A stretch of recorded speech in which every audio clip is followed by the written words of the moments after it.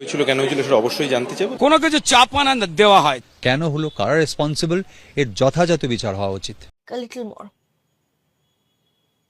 তুই তো কিপটে কেন? মানে তুই যে মায়ের মাথা টিপে টাকা রোজগার করিস, সেখান থেকে আমাদের কিছু খাওয়াতে বললে তোর মুখ এইটুকুনি হয়ে যায় কেন? একদম না, তারপর বলছিস কি একদম না? একদম না, ডিনাই করবো এটা। ডিনাই করছিস?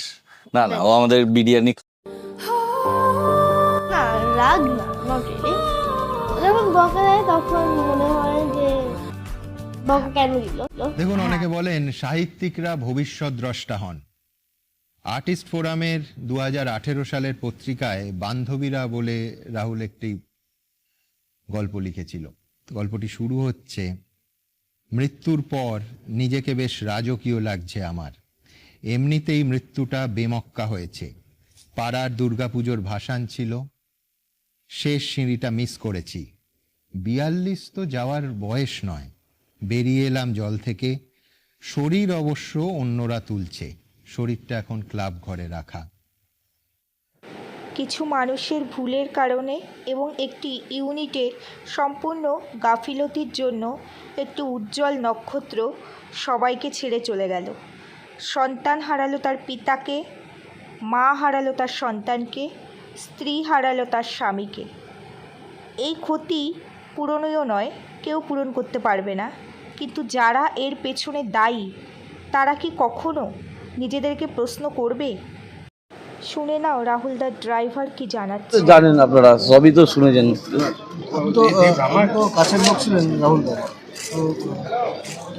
সেটা থেকে কিছু করতে পারিনি, থেকে তো কিছু করতে পারিনি না। শুটিং চলতে চলতে হঠাৎ কি হলো, উনি কিভাবে ডুবে গেলেন কিভাবে? জলের গভীরতা বুঝতে পারিনি, নিজেকে নিজে কন্ট্রোল করতে পারিনি। জলে জোয়ার এসেছিল সে সময়, আমি হসপিটালে ছিলাম।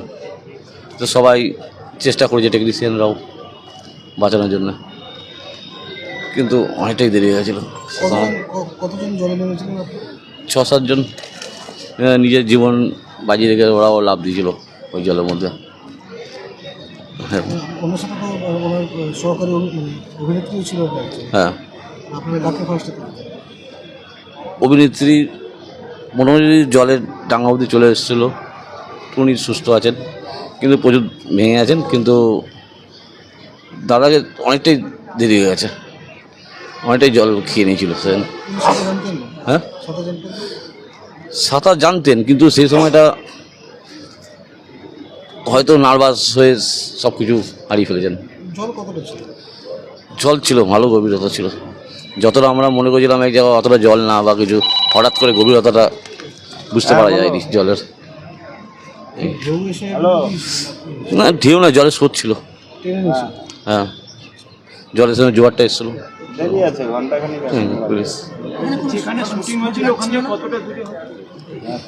সামান্য, বেশি দূর না।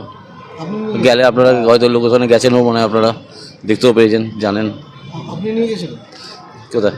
হাসপাতালে? হাসপাতালে আমি গেছিলাম। পড়াশোনার ওরা তাড়াতাড়ি করে হসপিটালে নিয়ে এসছে, পেছনে পেছনে আমিও এসেছি গাড়ি করে। যখন হসপিটালে এসছে তখন শেষ। তখন জলটা বের করা হয়েছিল, যখন আমরা চাপ দিয়ে জলটা বার করানোর চেষ্টা হয়েছে, জল বেরিয়েছিল। তারপরে শেষলেস ছিল, কিন্তু নিঃশ্বাস চলছিল, কিন্তু তারপরে রাস্তায়। আপনাদের যে এই শুটিং স্পট, ওখানে কোনো ডক্টর ছিলেন না? ডাক্তার তো থাকে না এরকম কোনো শুটিংয়ে, আমাদের টলিউডের ডাক্তার নিয়ে তো কোনো শুটিংই হয় না। জলে নেমেছিলেন তো ওই শুটিং এর টাইমটা কি ছিল, বিকেল না সকাল? শুটিং তো সকাল থেকেই হচ্ছিল। যে ঘটনাটা ঘটলো ওটা সেই 5:30 নাগাদ বিকেল। হ্যাঁ, এবার টাইমিংটা এক্সাক্ট টাইমিং তো সব কিছু বলা যায় সেই সময়টা। আচ্ছা, ড্যামিরা তো চলাকালীন ওই যে সমুদ্রের একদম শেষের পথে, একদম শেষের পথে, লাস্ট একদম লাস্ট। তখন প্যাকআপের পথে পুরো একদম লাস্ট পয়েন্ট।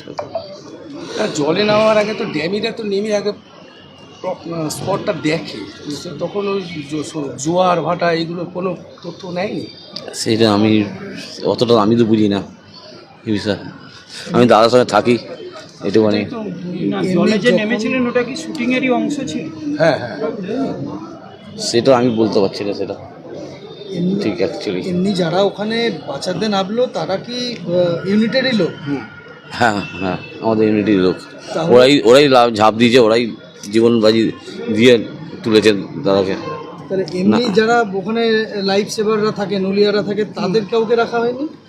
লাইট সেভার বলতে মানে যারা বাঁচানোর জন্য ট্রেনিং আছে, যারা বাঁচায়, সেরকম তো কিছু। কাউকে দেখেন? শুটিংটা কোথায় হচ্ছিল? উড়িষ্যা, ওখানে তালসারি। তালসারি আর এমনি প্লেন নৌকো ছিল না? পুলিশের না, ওই ইঞ্জিন নৌকো। পুলিশের কোনো ক্যাম্প ছিল? পুলিশের না, ওই পুলিশের কোনো ছিল ওখানে? না, কটা নৌকো রাখা ছিল আপনাদের? একটাই। ওই স্কট করার জন্য। মানে ওটা কি মালপত্র নেওয়ার?